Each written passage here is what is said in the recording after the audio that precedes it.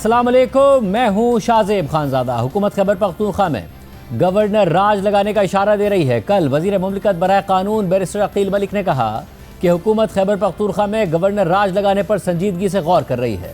आज खैबर पख्तूनख्वा के वजीर आला सुहेल आफरीदी ने मीडिया से गुफ्तगू करते हुए कहा कि सूबे में इमरान खान का राज है, किसी और राज की ज़रूरत नहीं। अगर हिम्मत है तो गवर्नर राज लगा कर देखें, हम नहीं डरते। यहाँ पर तो ऑलरेडी इमरान खान का राज है, फिर किस राज की जरूरत है? और किसी गवर्नर राज से हम नहीं डरते हैं। अगर इनमें इतनी हिम्मत है तो लगा कर देखें। सूबे में अमन अमान की सूरत हाल खराब है, क्या कहेंगे?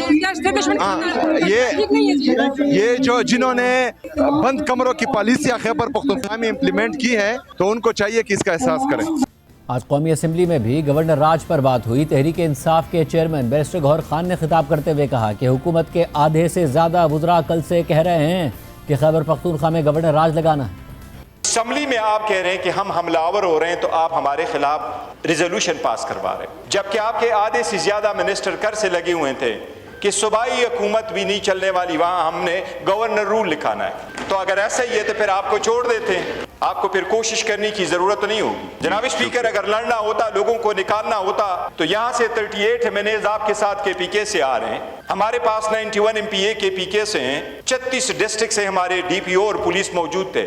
हरिपुर की सीट हम आपसे नहीं ले सके। समझो कि हम सब्र कर रहे हैं और हम कह रहे हैं कि आप रुक जाओ, कभी आपको हया आ जाए, शर्म आ जाए। इसके अलावा तहरीक इंसाफ के रहनुमा और साबिक स्पीकर कौमी असम्बली असद कैसर ने कहा कि हुकूमत अगर गवर्नर राज लगाने का सोच रही है तो याद रखे कि उसके जो सियासी नताइज होंगे वो हुकूमत से संभाले नहीं जाएंगे। इसके जवाब में कौमी असम्बली में खिताब करते हुए वजीर कानून आज़म नज़ीर तारड़ ने कहा कि गवर्नर राज मार्शल लॉ की कोई शक्ल नहीं है, आइन में दर्ज है और ये एक आइनी अमल है। असद कैसर साहब मेरे भाई हैं, मेरे से ज़्यादा तजुर्बाकार हैं, कानून को समझते हैं, स्पीकर की चेयर पे रहे हैं। असद कैसर साहब, गवर्नर राज जो है वो मार्शल लॉ की कोई शक्ल नहीं है, आइन में दिया है, फ्रेमर्स ने दिया है। 232 से 234 तक बैरिस्टर गौहर खान बैठा हुआ है। अगर वो हालात होते हैं तो ये एक आइनी अमल है। हाँ, गैर आइनी अमल ये है कि आप पुलिस के डाले आगे पीछे ले जाके फायर ब्रिगेड की गाड़ियों के ऊपर वर्कर टोपियों वाले बिठा के सरकारी कलाशन कोफे लहरा के इस्लामाबाद पे हमला करें, वो गैर आइनी है। इसके अलावा वफाकी वज़ीर इत्तलात तारड़ ने कहा कि गवर्नर राज एक आइनी ऑप्शन होता है जो हर हुकूमत में मौजूद होता है। जब गवर्नेंस कमज़ोर हो तो इस तरह की बातें चल पड़ती हैं। क्या गवर्नर राज लगने जा रहा है? देखिए, बात यह है कि ये एक आईनी ऑप्शन होती है जो हर गवर्नमेंट को मौजूद होती है। तो जब गवर्नेंस वीक हो तो इस तरह की बातें चल पड़ती हैं। लेट्स सी कैसे चलता है। सीडीएफ वाले मामले पे जो मसला बन गया है, उस पे ख्वाजा आसिफ साहब का कल मसला तो पता नहीं बना दिया गया है ट्विटर पे, इलेक्ट्रॉनिक मीडिया पे। कल बड़ी क्लैरिटी के साथ ख्वाजा आसिफ साहब का ट्वीट आया कि हर चीज स्मूथली चल रही है, इसमें किसी किस्म का कोई प्रॉब्लम नहीं। और आज सेनेटर फैसल वाउडा ने पार्लियामेंट के बाहर मीडिया से बात करते हुए कहा कि अगर शराफत के साथ नहीं चलेंगे तो गवर्नर राज लग सकता है। 26 नवंबर की तड़ी लगाएंगे तो घंटा लगेगा।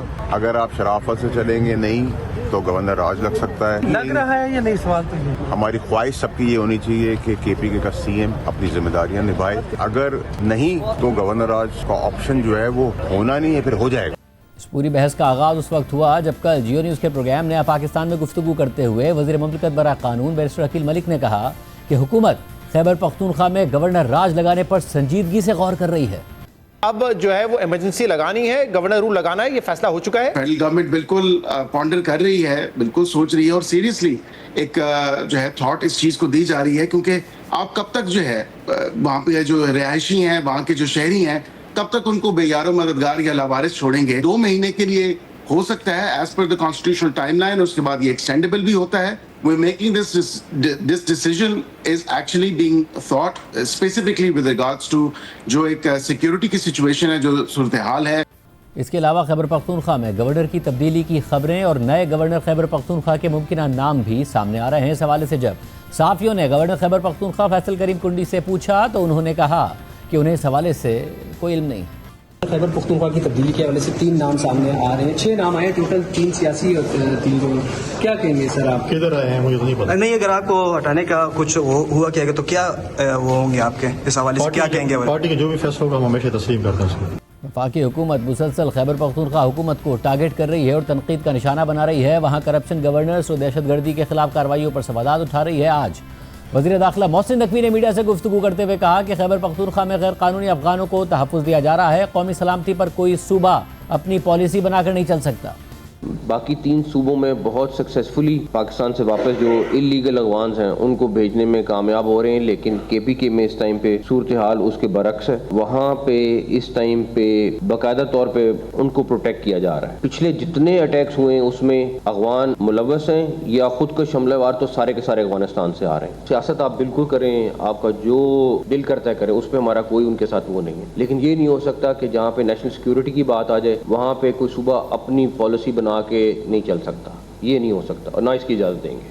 इससे पहले कल वफाकी वज़ीर इत्तलात रज़ा तारड़ ने मीडिया ब्रीफिंग में वज़ीर आला खैबर पख्तूनख्वा पर संगीन इल्ज़ामात लगाए कि ड्रग्स की स्मगलिंग में खैबर पख्तूनख्वा हुकूमत और ख़ुद वज़ीर आला मुलव्विस हैं। तहरीक इंसाफ ने अदालती हुक्म के बावजूद इमरान खान से मुलाकात न होने पर कल इस्लामाबाद हाई कोर्ट और अडियाला जेल के बाहर एहतजाज का ऐलान किया हुआ है। और अब से थोड़ी देर पहले ये खबर सामने आई है कि दफ़ा 144 लगा दी गई है, यानी एहतजाज की इजाज़त नहीं होगी। 4 नवंबर के बाद से इमरान खान से फैमिली, पार्टी रहनुमा और वकला की कोई मुलाकात नहीं हुई है और 16 अक्टूबर के बाद से जेल में किसी केस की कोई समाअत भी नहीं हुई है। इस हवाले से बैनुल-अक़वामी मीडिया में भी इमरान खान की सेहत और ज़िंदगी के हवाले से कई खबरें गर्दिश कर रही हैं। इमरान खान की साबिक़ अहलिया जमाइमा गोल्डस्मिथ ने एक्स पोस्ट पर लिखा कि इमरान खान के बेटों को इमरान खान से फ़ोन पर बात करने की भी इजाज़त नहीं है, किसी को भी नहीं है।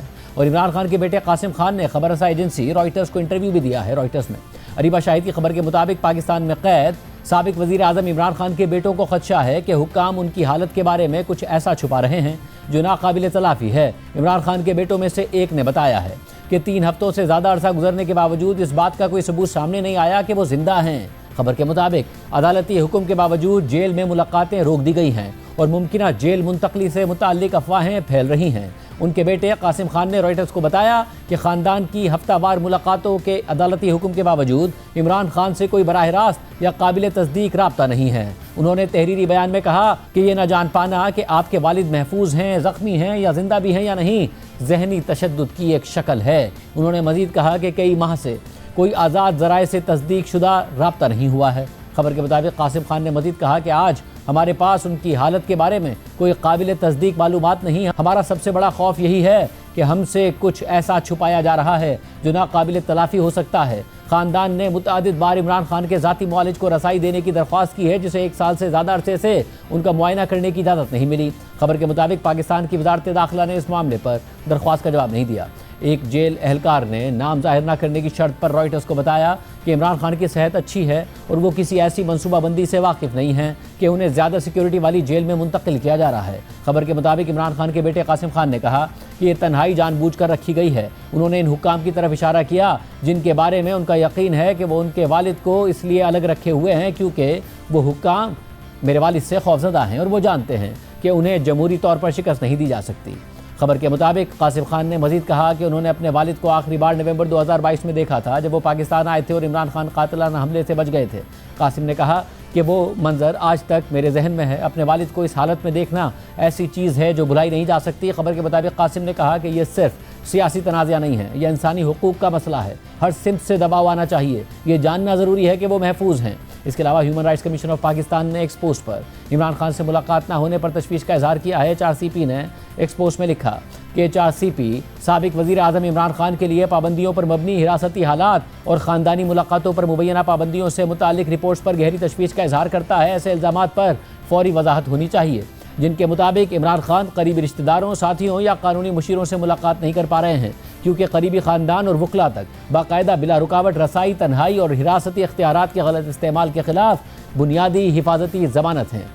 HRCP ने मज़ीद लिखा कि हम हुकूमत पाकिस्तान और पंजाब होम डिपार्टमेंट से मुतालबा करते हैं कि तमाम इक़दामात आइनी और कानूनी तकाज़ों और इंसानी सलूक के बैनुल-अक़वामी मयारात के मुताबिक यकीनी बनाए जाएँ। इसके अलावा चीफ ऑफ डिफेंस फोर्सेस की नोटिफिकेशन को लेकर भी क़यासराइयाँ हो रही हैं। कल वज़ीर दिफा ख्वाजा आसिफ ने एक्स पोस्ट पर लिखा कि चीफ ऑफ डिफेंस फोर्सेस के नोटिफिकेशन के बारे में गैर ज़रूरी और गैर ज़िम्मेदाराना क़यासराइयाँ की जा रही हैं। आगाह रहें कि अमल शुरू किया जा चुका है। वज़ीर आज़म जल्द वापस आ रहे हैं। नोटिफिकेशन मुनासिब वक्त पर जारी कर दिया जाएगा। किसी भी किस्म के अंदाज़ों या क़यासराइयों की कोई गुंजाइश नहीं। बात ख़त्म।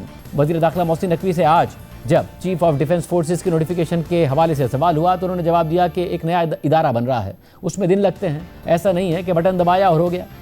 दूसरा एक नोटिफिकेशन जिसके हवाले से हुकूमती जिम्मेदारान तरदीद कर रहे हैं, लेकिन सोशल मीडिया पर वो भी चीज़ चल रही है जिसको आप फेक न्यूज़ कह रहे हैं, तो इस पर क्या कहेंगे? एक कॉन्स्टिट्यूशन में चीज़ हुई है, ये एक नया इदारा बन रहा है, इनका है कि एक बटन दबाव हो जाए, ऐसे होता नहीं है, पूरा सिस्टम बनना है, उसमें दिन लगते हैं, घंटे लगते हैं। वो ये तो नहीं है बटन दबाएंगे तो कॉन्स्टिट्यूशन में आ गया चीज़। हमारी कॉन्स्टिट्यूशनल अदालत है, अभी उनके जजेस के लिए अदालत, घर, सब कुछ एक पूरा सिस्टम बनना है। ये कहते हैं नहीं कि चीफ का भी ऐसे करे, उनको अच्छा है, उनको जो चंद एक लोगों की दिहाड़ी लगी हुई है लगी रहने हैं। इस सारी सूरत पर बात करेंगे। हमारे साथ मौजूद हैं वज़ीर आज़म के मुशीर बराए सियासी उमूर राना सनाउल्लाह साहब। राना साहब बहुत शुक्रिया हमें शो में ज्वाइन करने के लिए। राना साहब, पहले हुकूमत ने ही हिंट दिया, अब जब तहरीक इंसाफ पार्लियामेंट में सवाल उठा रही है तो वज़ीर कानून दिफा भी कर रहे हैं कि एक आईनी अमल है, अगर गवर्नर राज लगता है, क्या वाकई लगाने जा रहे हैं? कल जॉइंट सेशन भी है, पक्का इरादा कर लिया? देखिए, ये एक ऑप्शन है और ऑप्शन के ज़ेरे गौर होने में और फ़ैसला होने में जो है वो काफ़ी फ़र्क होता है। इस बारे में फ़ैसला तो कोई नहीं हुआ, लेकिन ऑप्शन ज़ेरे गौर है और जो सुहेल अफरीदी साहब हैं उनको जिस एजेंडे पे और जिस टास्किंग के ऊपर उनको चीफ मिनिस्टर बनाया गया है, अब ये उस टास्क की तरफ किस तरह से आगे बढ़ते हैं और क्या जो है वो लाहे अमल इख्तियार करते हैं, उसके ऊपर इस बात का इन्हिसार होगा। अगर उन्होंने अपने टारगेट को अचीव करने के लिए बहुत ज़्यादा जो है वो जोश जज्बे से और कोई ऐसे तरीक़ाकार से काम लिया तो फिर हो सकता है कि फिर इस ऑप्शन के अलावा कोई और ऑप्शन ना रहे। तो फिर बुनियादी तौर पर तो उनके लिए ये एक धमकी है, संजीदगी से इसको सोचा नहीं जा रहा है, बल्कि उन्हें धमकी दी जा रही है कि अगर आप इसी तरीके से आगे बढ़े तो आपकी वज़ारत आला जाएगी। नहीं, देखिए, इसमें ऐसे है कि वो टास्किंग जो गंडापुर साहब को दी गई है और उन्होंने उससे माजरत की या उन्होंने ये कहा कि मैं ऐसा नहीं कर सकता या ये नहीं हो सकेगा, तो उसके बाद फिर जब उस टास्किंग को पूरा करने के लिए सुहेल अफरीदी साहब जो है वो अपनी जो है वो यानी कारकर्दगी दिखाएंगे, जिसमें सरेदस्त तो दहशतगर्दी के उन वाक़यात के ऊपर जो है वो स्टेट को सपोर्ट ना करना और ये अफ़गान महाजरीन के मामले को डिस्टर्ब करना, तो जब ये सारी चीज़ें हैं तो इसके ऊपर अगर वो उस हद तक आगे जाएंगे कि वो फेडरल गवर्नमेंट की जो पॉलिसी है या जो उसकी रिट है उसको उस हद तक डिस्टर्ब करेंगे, तो फिर ये ऑप्शन कॉन्स्टिट्यूशन ही देता है फेडरल गवर्नमेंट को, तो उसको फिर उसके ऊपर अमल हो सकता है। ये ऑप्शन है, फैसला नहीं है, लेकिन इस सूरत में फैसला हो सकता है। अगर वो वॉर ऑन टेरर के हवाले से और ये लॉ एंड ऑर्डर के हवाले से कोऑपरेट करें, मगर इमरान खान साहब से मिलने का मुतालबा करें, उन्हें रिहा कराने के लिए प्रोटेस्ट करें, तो ठीक है, फिर गवर्नर राज नहीं लगेगा, फिर ये धमकी नहीं? नहीं, देखिए, ये जो उन्होंने इसको मुलाकात के इशू को जो है वो देखें, ये 2 दिन पहले इनका एक बड़ा हाई लेवल का जो है वो डेलीगेशन जो है वो स्पीकर साहब से मिला था, जिसमें राजा नासिर अब्बास साहब भी थे, गौहर ख़ान साहब भी थे, आमर डोगर साहब भी थे, बाकी भी सारे, असद कैसर साहब थे, मैं भी वहाँ पे मौजूद था। तो उन्होंने हमारे साथ स्पीकर साहब के साथ ये बात की और हमने उनको यकीन दिलाया कि प्राइम मिनिस्टर साहब जैसे ही वापस आते हैं तो ये इशू जो है इसको रिज़ॉल्व करने की कोशिश करेंगे। लेकिन अभी मेरा ख़्याल है कि वो हमसे मिल के गए हैं तो सुहेल अफरीदी साहब की धमकी आ गई कि जी हम मंगल को जो है वो जेल के बाहर ये करेंगे और उसके अलावा हम ऐसे करेंगे। तो ये इस तरह से तो फिर जो है वो मामलात को जो है वो बेहतर तौर पे आगे नहीं चलाया जा सकता। अब कल उन्होंने प्रोटेस्ट करना था, फिर जो है वो बात आगे नहीं बढ़ सकती। कल उन्होंने प्रोटेस्ट करना है और आपने दफ़ा 144 लगा देनी है, तो क्या होगा कल? क्या फिर अरेस्ट हो रहे होंगे या प्रोटेस्ट करने की इजाज़त दी जाएगी, क्या होगा? अगर तो उन्होंने कोई लॉ एंड ऑर्डर की सूरत हाल पैदा ना की और उन्होंने जो है वो पुरअमन एहतजाज किया या वो वहाँ पे जो भी वो अपना प्रोटेस्ट करना चाहते हैं वो किया, تو پھر تو ایسی صورت نہیں ہوگی. لیکن اگر انہوں نے وہ ساتھ پولیس لے کے آتے ہیں, ساتھ جو ہے وہ سرکاری لاہور لشکر لے کے آتے ہیں, اور اس کے بعد پھر وہاں پہ آ کے اگر وہ تصادم کی یا لا اینڈ آرڈر کی صورتحال پیدا کرتے ہیں, تو پھر ان سمیت باقی جو لوگ بھی وہاں پہ ہوں گے تو ان کے خلاف پھر قانون جو ہے وہ اپنا راستہ تو لے گا. جیسے مگر پھر اس کا لا اینڈ آرڈر کی سچویشن نہ پیدا ہو, اس کا بڑا اچھا اور آسان حل ہے کہ کل فیملی کی ملاقات کا دن ہے, عمران خان کی بہنوں کی ملاقات کرا دیں, وہ باہر آ کے خیر و عافیت بتا دیں, تو زیادہ بہتر آپشن یہ نہیں ہے. لیکن اس کے لیے ان کو چاہیے کہ وہ قانونی راستہ جو ہے وہ اختیار کریں. اس طرح سے دھمکیوں کا اور یعنی جو امن و امان کی صورتحال پیدا کرنے کا راستہ جو ہے وہ اختیار نہ کریں. دیکھیں شاہ زیب, جو بھی واقعہ ہوتا ہے تو وہ از خود نہیں ہو جاتا, اس کے پیچھے کوئی نہ کوئی اس کا جو ہے وہ پس منظر بھی ہوتا ہے. یہی جیل سے جو ہے وہ بین الاقوامی جو ہے وہ جریدوں میں انٹرویو بھی چھپتے رہے ہیں, مضامین بھی چھپتے رہے ہیں, امریکن پریزیڈنٹ کی جو ہے وہ کمپین بھی مینج کی جاتی رہی ہے, فنڈنگ جو ہے وہ ہوتی رہی ہے, کانگریس مین سے رابطے جو ہے وہ ہوتے رہے ہیں, ٹیلی فونیکلی بھی رابطے ہوتے رہے ہیں. تو یہ سارا کچھ جو ہوا ہے, اس کے بعد پھر 26 نومبر 2024 کا جو اسلام آباد کے اوپر حملہ تھا, وہ بھی وہیں پہ جو ہے وہ سارا بیٹھ کے اس کو جو ہے وہ ترتیب دیا گیا, اس کے بعد اس کو منظم کیا گیا. تو جب ان ساری چیزوں کو دیکھا گیا تو سارے جو تانے بانے جو ہیں وہ پھر ان ملاقاتوں سے جا کے جڑتے تھے.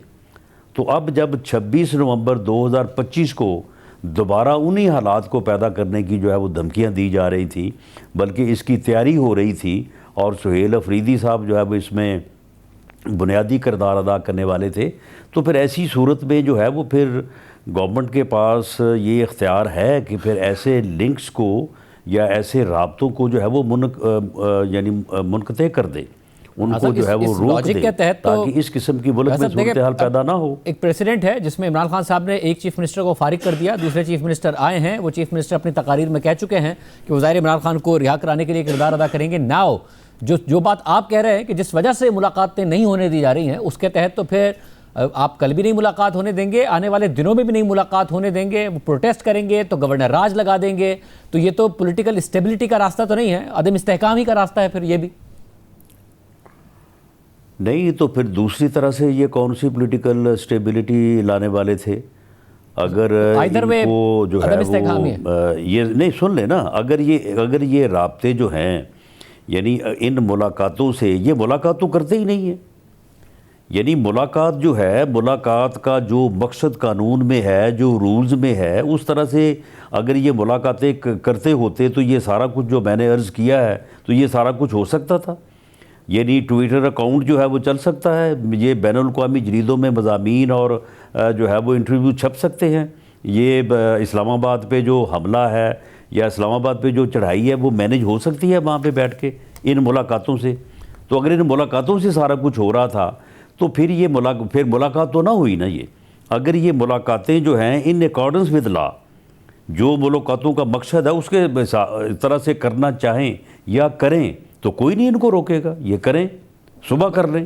لیکن اس بات کی یقین داری کریں کہ ملاقاتیں ہی کریں گے, اس سے جو ہے وہ حکومت کو جو ہے وہ یعنی امن و امان کی صورتحال پیدا کرنے یا کوئی دوبارہ اسلام آباد پہ چڑھائی کرنے کا پروگرام نہیں بنائیں گے. ویسے کیا حکومت کے پاس کوئی خاص انٹیلیجنس تھی؟ کیونکہ 26 نومبر جب پچھلے سال ہوا اس کو 1 سال گزر گیا, اور 1 سال گزرنے کے بعد تو حکومت اس کے بعد ملاقاتیں ان کی ہوتی رہی ہیں. اچانک 4 نومبر کو ملاقاتیں سسپینڈ کر دی جاتی ہیں. تو کیا حکومت کو کوئی ایسی انٹیلیجنس موجود تھی کہ کچھ ہونے جا رہا ہے, تحریک انصاف موبلائز کرنے جا رہی ہے جس سے عدم استحکام ہوگا, اس لیے اچانک ملاقاتیں روکی؟ جی بالکل, حکومت کے پاس یہ پوری انفارمیشنز تھی کہ سہیل افریدی صاحب اب کیا کرنے والے ہیں, اور یہ 26 نومبر 2024 کی یاد میں 26 نومبر 2025 کو کیا کرنا چاہتے ہیں.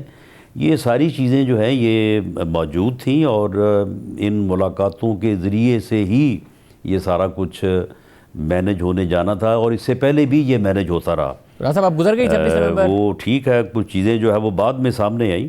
راز صاحب گزر گئی 26 نومبر, دسمبر آ گیا, سردی بھی زیادہ ہو گئی, تو پھر کل ملاقات کرنے دی جائے گی یا اب کل بھی نہیں کرنے دی جائے گی؟ تو چلیں نہیں تو 26 نومبر شاہ زیب گزرے ابھی 2 دن ہوئے تو انہوں نے یہ صبح کا نیا پروگرام رکھ دیا ہے. یعنی اب صبح پھر انہوں نے جو ہے وہ لا اینڈ آرڈر کی صورتحال ایسی پیدا کرنے کا پروگرام بنایا ہے کہ میرا خیال ہے کہ سبھی کو اٹیالہ جیل سے کافی فاصلے پہ ہی روکا جانا مناسب ہوگا. ایسا تو نہیں ہے کہ ان کو وہاں پہ گیٹ پہ روکا جائے. تو پھر ملاقات یہ کس طرح سے کریں گے؟ یعنی آپ معاملہ یہ ہے کہ باتیں بتا رہے ہیں کہ کل بھی ملاقات خود جو ہے وہ اس قسم کی صورتحال کو دعوت دیتے ہیں. ان کے They are asking for. آپ نے سنا ابھی کہ ان کے جو بیٹے ہیں وہ کافی پریشان ہیں اپنے والد صاحب کی صحت کو لے کر. آپ سب نے جیل بھگتی ہے اور ظاہر فیملی بہت مشکل وقت سے گزرتی ہے, آپ کی فیملی بھی گزری ہے. اور ان کے بیٹوں کا حق ہے انہیں پتہ چلے تو بیٹوں سے بات کرا دیجئے. گزشتہ ہفتے بھی اب یہ بات کر رہے تھے, کم از کم بیٹوں سے بات کرا دیجئے ان کی, اور وہ بتا دیں کہ جی میں خیریت سے ہوں, صحت یاب ہوں. دیکھیں جہاں تک ان کی خیریت کا معاملہ ہے بالکل وہ خیریت سے ہیں. اس بارے میں کوئی جو ہے یہ افواہ سازی جو کی جا رہی ہے غلط ہے, اور ان کو جو شفٹ کرنے کی بات ہے وہ بھی بالکل غلط ہے. باقی معاملہ یہ ہے کہ یہ ان معاملات کو جو ہے وہ in accordance with law rules کے مطابق جو ہے یہ ان معاملات کو آگے بڑھائیں. تو اس کے اوپر جس طرح سے میں نے عرض کیا ہے کہ یہ اسپیکر صاحب سے جب ان کی بات ہوئی ہے 2 دن پہلے, تو ہم نے ان کو یقین دہانی کروائی ہے کہ آپ یہ جو امن و امان کی صورتحال یا یہ جو دھمکیاں اور یہ ہم یہ کر دیں گے وہ کر دیں, اس کو چھوڑیں.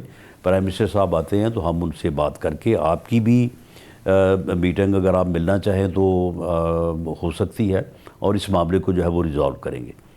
ابھی وہ ملاقات ختم نہیں ہوئی تو انہوں نے یہ منگل کا جو ہے وہ کل کا انہوں نے احتجاجی پروگرام رکھ دیا. اور اس کے بعد آپ کی وفاق کی طرف سے گورنر راج کی دھمکی آ گئی. ناؤ اس دھمکی کے ساتھ ایک اور خبر آ گئی کہ گورنر تبدیل کیا جا سکتا ہے, جس میں جرنیلوں کے نام بھی آ گئے. اب یہ بھی اسی بات سے نتھی ہے کہ جو کنڈی صاحب ہیں ان کی جو گورنرشپ ہے وہ اس بات سے منسلک ہے کہ آفریدی صاحب کا کنڈکٹ کیا ہوگا. اگر ان کا کنڈکٹ ایسا ہوا کہ گورنر راج لگانا ہوا تو پھر گورنر بھی تبدیل کیا جائے گا.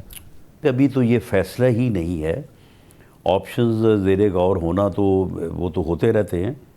جب فیصلہ ہوگا تو اس کے بعد پھر یہ بھی ساتھ ہی فیصلہ کہ کنڈی صاحب نے کنٹینیو کرنا ہے یا کسی اور نے آنا, یہ اس وقت کی بات ہے جب فیصلہ ہوگا. بہت شکریہ. صاحب ہمارے ساتھ موجود تھے. وہ کہہ رہے ہیں کہ فیصلہ نہیں ہوا ہے گورنر راج لگانے کا. یہ زیر غور معاملہ ضرور ہے مگر فیصلہ ابھی تک نہیں ہوا ہے. پروگرام میں بھی شامل کرتے ہیں اور آپ خبر کی تفصیلات آپ کے سامنے رکھیں گے.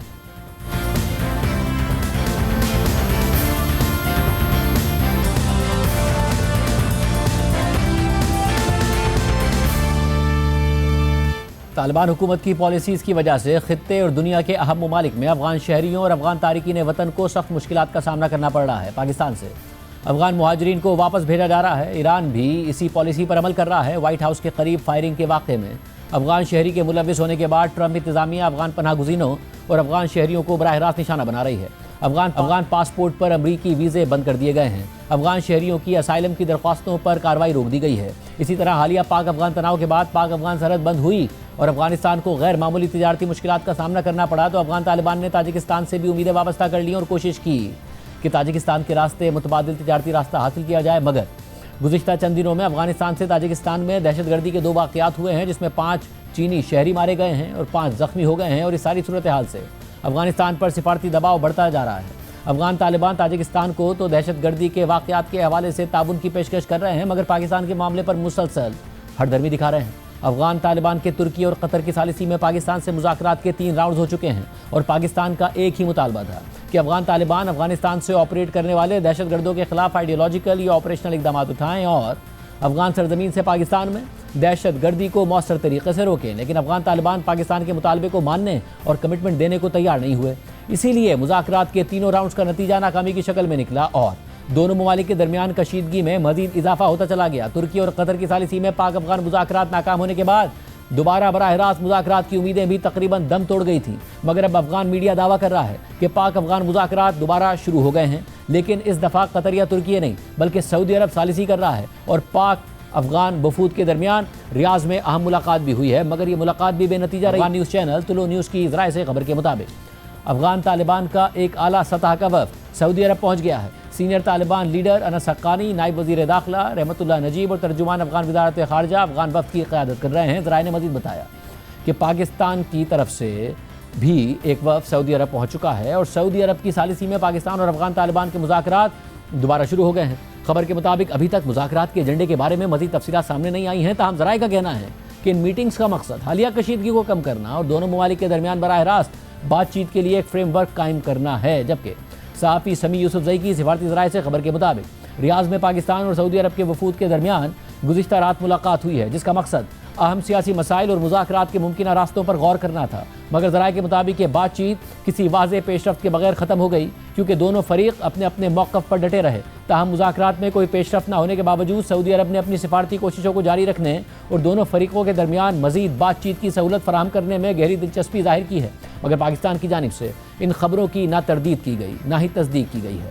مگر پچھلے مذاکرات سے یہ واضح ہے کہ پاک افغان مذاکرات اس وقت تک کامیاب نہیں ہو سکتے کہ جب تک افغان طالبان دہشت گردوں کے خلاف ٹھوس اور قابل تصدیق کارروائی کرنے کے پاکستان کے بنیادی مطالبے پر تحریری رضامندی ظاہر نہیں کرتے۔ اہم بات یہ ہے کہ ہفتے کو نائب وزیر اعظم اور وزیر خارجہ اسحاق ڈار نے پاک افغان تناؤ اور مذاکرات کے حوالے سے اہم تفصیلات میڈیا کے ساتھ شیئر کی اور بتایا کہ پاکستان افغانستان میں دہشت گردوں کے خلاف آپریشن کلین اپ کے لیے تیار تھا، لیکن قطر کی مداخلت کے بعد اس پر عمل درآمد روک دیا گیا۔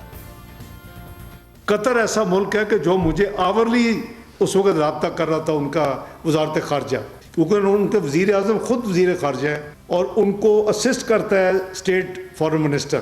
وہ میرے ساتھ ریگولرلی رابطے میں تھے ایوری آور۔ ان کو پتہ چل گیا تھا کہ ہم کنیٹک شاید ایکشن لینے والے۔ انہوں نے یہ ریکویسٹ کی کہ پلیز آپ اپنی سائٹ کو روک لیں، ہم میڈیشن کرتے ہیں اور ہم مسئلہ حل کرائیں گے، ہماری ذمہ داری۔ میں مشکور ہوں پھر پرائم منسٹر شہباز شریف کا، آرم فورسز کے سربراہان کا، خصوصاً سید فیلڈ مارشل اعظم منیر صاحب کا، کہ انہوں نے میری بات مانی اور اس رات جو کلین اپ آپریشن ہونے جا رہا تھا، جو ان کو سبق آ جاتا، وہ رک گیا۔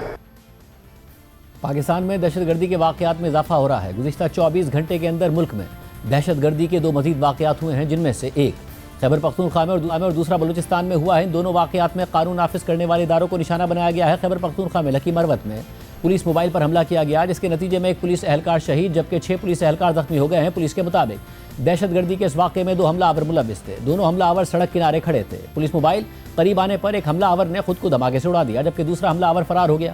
دھماکے کے بعد علاقے میں سرچ آپریشن جاری ہے۔ اسی طرح کل رات بلوچستان میں ضلع چاغی کے علاقے نوکنڈی میں FCK کے بریگیڈ ہیڈ کوارٹر پر دہشت گردوں نے حملہ کر دیا۔ BBC کے اطلاعات ہیں کہ حملہ آوروں کی تعداد 4 تھی، جن میں سے ایک نے FC ہیڈ کوارٹر کے مرکزی گیٹ پر خود کو بارود سے اڑا دیا، جبکہ باقی دہشت گرد سیکورٹی فورسز کی کارروائی میں مارے گئے۔ چاغی پولیس کے SP محمد شریف نے فون پر بتایا کہ حملہ اتوار کی شب 8:30 بجے کے قریب ہوا تھا۔ سیکورٹی فورسز کی جوابی کارروائی کے بعد علاقے میں کلیئرنس آپریشن جاری ہے۔ BBC کے مطابق نوکنڈی میں انتظامیہ کے ایک اہلکار نے نام ظاہر نہ کرنے کی شرط پر بتایا کہ حملہ 8:30 بجے کے قریب کیا گیا، جس کے بعد فائرنگ کا سلسلہ اندازاً 1.5 سے 2 گھنٹے تک جاری رہا۔ سب سے پہلے بریگیڈ ہیڈ کوارٹر کے مرکزی گیٹ کی جانب سے ایک زوردار دھماکے کی آواز سنائی دی، جس کے بعد شدید فائرنگ کا سلسلہ شروع ہو گیا۔ انتظامیہ کے اہلکار نے بتایا کہ پچھلے دھماکے کے بعد وقفے سے 7-8 کے قریب چھوٹے دھماکوں کی بھی آوازیں سنائی دیں، جبکہ فائرنگ کا سلسلہ 10:30 بجے کے قریب بند ہوا۔ انتظامیہ کے اہلکار کا کہنا تھا کہ سیکورٹی فورسز کی جانب سے تاحال نقصانات کی تفصیل سے آگاہ نہیں کیا گیا۔ BBC کی خبر کے مطابق اپنے ایک بیان میں کالعدم بلوچستان لبریشن فرنٹ یا BLF نے اس حملے کی ذمہ داری قبول کی ہے۔ پاکستان میں دہشت گردی کے انہی بڑھتے ہوئے واقعات کی وجہ سے پاکستان اور افغانستان کے درمیان کشیدگی میں مسلسل اضافہ ہوتا جا رہا ہے۔ گزشتہ دنوں اسلام آباد کچہری، وانا کیڈٹ کالج اور پھر FC ہیڈ کوارٹر پشاور کو دہشت گردوں نے نشانہ بنایا اور پاکستان کا موقف ہے کہ یہ تینوں حملے افغانستان سے آپریٹ کرنے والے دہشت گردوں نے کیے ہیں۔ صرف پاکستان ہی نہیں، افغانستان کی سرزمین سے افغانستان کے ایک اور ہمسایہ ملک تاجکستان میں بھی حملے ہو رہے ہیں اور وہاں موجود چینی شہریوں کو نشانہ بنایا جا رہا ہے، جس سے تاجکستان اور چین کی طرف سے بھی افغان طالبان پر دباؤ بڑھ رہا ہے۔ گزشتہ ہفتے افغانستان سے تاجکستان میں ہونے والے دہشت گردی کے 2 واقعات میں 5 چینی شہری ہلاک اور 5 زخمی ہو چکے ہیں۔ رائٹرز کی رپورٹ کے مطابق تاجک حکام اور تاجکستان میں چینی سفارت خانے کا کہنا ہے کہ گزشتہ ہفتے افغانستان سے ہونے والے 2 حملوں میں 5 چینی شہری مارے گئے ہیں، جبکہ 5 زخمی ہو گئے ہیں۔ تاجکستان کے دارالحکومت دوشنبے میں چینی سفارت خانے نے چینی شہریوں اور کمپنیوں کو ہدایت کی ہے کہ وہ فوری طور پر سرحدی علاقے سے نکل جائیں، کیونکہ چینی سفارت خانے کے مطابق اتوار کو افغانستان کی سرحد کے قریب چینی شہریوں پر مسلح حملہ ہوا۔ اس سے پہلے ایک اور حملہ ہوا تھا جس میں تاجک حکام کے مطابق ڈرون کے ذریعے گرینیڈ گرائے گئے تھے اور اس میں 3 چینی شہری مارے گئے تھے۔ رائٹرز کی رپورٹ کے مطابق تاجکستان اور افغان طالبان حکومت کے تعلقات کشیدہ رہے ہیں۔ تاجکستان پہلے بھی کہہ چکا ہے کہ افغان سرحد کے قریب منشیات کے اسمگلر اور گولڈ مائنر سرگرم ہیں۔ چین تاجکستان میں ایک بڑا سرمایہ کار ملک ہے اور دونوں ممالک کے درمیان ایک پہاڑی سرحد ہے۔ رائٹرز کے مطابق افغان حکومت نے تاجکستان کے حالیہ بیان پر ابھی تک کوئی جواب نہیں دیا ہے، لیکن گزشتہ ہفتے افغان وزارت خارجہ نے کہا تھا کہ ان حملوں کے پیچھے ایک نامعلوم گروہ ہے جو علاقے میں بے امنی پھیلانا چاہتا ہے اور افغان حکومت تاجکستان سے تعاون کرنے کے لیے تیار ہے۔ رپورٹ کے مطابق تاجکستان کے صدر نے اپنے سیکیورٹی اداروں کے سربراہان سے ملاقات کی ہے اور سرحد کی حفاظت مزید مضبوط کرنے کے لیے بات چیت کی ہے۔ تاجک صدر کے پریس سروس کے مطابق صدر نے افغان شہریوں کی غیر قانونی اور اشتعال انگیز کارروائیوں کی سخت مذمت کی ہے اور ایسے واقعات کو دوبارہ ہونے سے روکنے کے لیے مؤثر اقدامات کرنے کا کہا ہے۔ پروگرام میں بریک شامل کرتے ہیں اور ہم خبر آپ کے سامنے رکھیں۔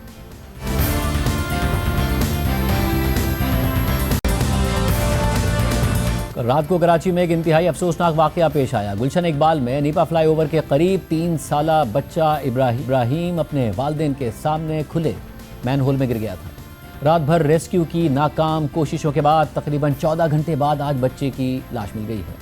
بچے کے والدین کا کہنا ہے کہ وہ گزشتہ رات شاپنگ کے لیے ایک ڈپارٹمنٹل اسٹور گئے تھے اور جب وہ شاپنگ کے بعد باہر نکلے تو بچے نے ہاتھ چھڑا کر بھاگنا شروع کر دیا۔ موٹر سائیکل مین ہول کے قریب کھڑی تھی کہ اچانک ان کے سامنے ہی بچہ کھلے مین ہول کی وجہ سے گٹر میں جا گرا۔ مین ہول پر کوئی ڈھکن موجود نہیں تھا۔ ایسے میں یہ خبریں سامنے آ رہی ہیں کہ ابتدائی طور پر سرکاری سطح پر ریسکیو کا عمل فوری طور پر شروع نہیں ہوا۔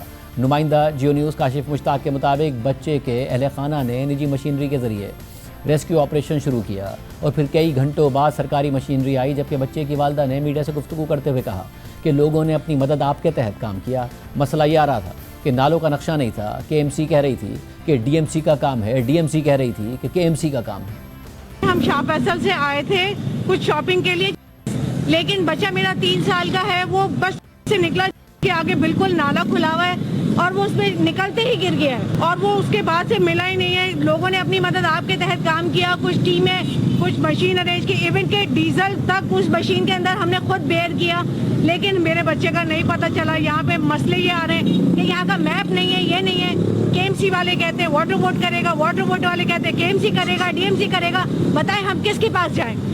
اس کے علاوہ بچے کے دادا کے مطابق رات بھر سب نے اپنی مدد آپ کے تحت ریسکیو کی کوشش کی، کسی نے کوئی تعاون نہیں کیا۔ جو مشینری آ رہی ہے انہوں نے یہ یقین دلایا ہے کہ ہم اس کو کر رہے ہیں، اب اس کو یہ کر دیں تو ان کی مہربانی۔ رات بھر سب نے اپنی مدد آپ کے تحت کوشش کی ہے، کسی نے کوئی تعاون نہیں کیا۔ اس ساری صورتحال میں پوری رات بچے کو ڈھونڈنے کی کوششیں ہوتی رہیں۔ اس دوران اہل علاقہ نے احتجاج بھی کیا اور اطراف کی سڑکوں کو بند کر کے ٹریفک معطل کر دی گئی تھی اور یونیورسٹی روڈ نیپا سے حسن اسکوائر آنے اور جانے والا ٹریک ٹریفک کے لیے بند کر دیا گیا تھا، تاہم بعد میں راستے کو کھول دیا گیا اور پھر آج دن 1 بجے کے قریب یہ خبر سامنے آئی کہ بچے کی لاش 14 گھنٹے کے بعد مین ہول سے 1 کلومیٹر دور نالے سے ملی ہے۔ انتظامی غفلت اور شہر کے خراب انفراسٹرکچر کی وجہ سے ایک اور معصوم کی جان چلی گئی ہے۔ جماعت اسلامی نے بچے کے گٹر میں گر کر جاں بحق ہونے کے واقعے پر میئر کراچی مرزا وہاب پر سخت تنقید کی ہے۔ امیر جماعت اسلامی حافظ نعیم الرحمان نے کہا کہ کراچی میں بچوں کے گٹر میں گرنے کے متعدد واقعات ہو چکے ہیں۔ میئر کراچی نے سارے ادارے اپنے قبضے میں رکھے ہوئے ہیں۔ کراچی کا نظام بھیڑیوں کے ہاتھوں میں دے دیا گیا ہے۔